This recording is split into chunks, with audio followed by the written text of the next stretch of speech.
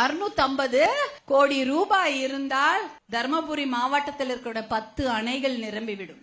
650 கோடி ரூபாய் இருந்தால் தர்மபுரி மாவட்டத்தில் இருக்கக்கூடிய 83 ஏரிகள் நிரம்பிவிடும். 650 கோடி ரூபாய் இருந்தால் தர்மபுரி மாவட்டத்தில் இருக்கக்கூடிய 769 ஏரிகள்லாம் நிறைஞ்சிடும்.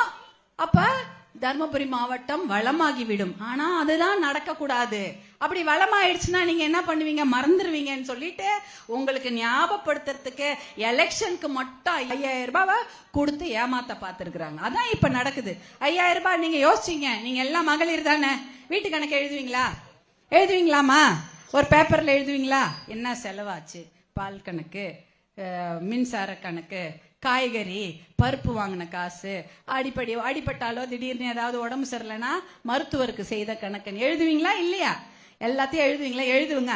5000 ரூபாய் எத்தனை நாள்ல செலவாகுதுன்னு பாருங்க. இப்பயே அந்த காசு இருக்காது. என்ன எதுவும் லீவ்லாம் வரலையா?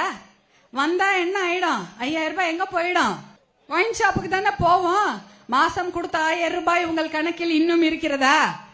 அதே போல இந்த 5000 ரூபாய் எங்க போகும்? வீட்டு கணக்கு, வரி, பால் வரி, அப்புறம் மின்சார கட்டணம், பேருந்து கட்டணம் எல்லாம் கொஞ்ச நாள்ல உயர்ந்து விடும். இந்த 5000 ரூபாய் 10 நாள் கூட உங்களுக்கு இருக்க போறது இல்ல. அது செலவாயிடும்.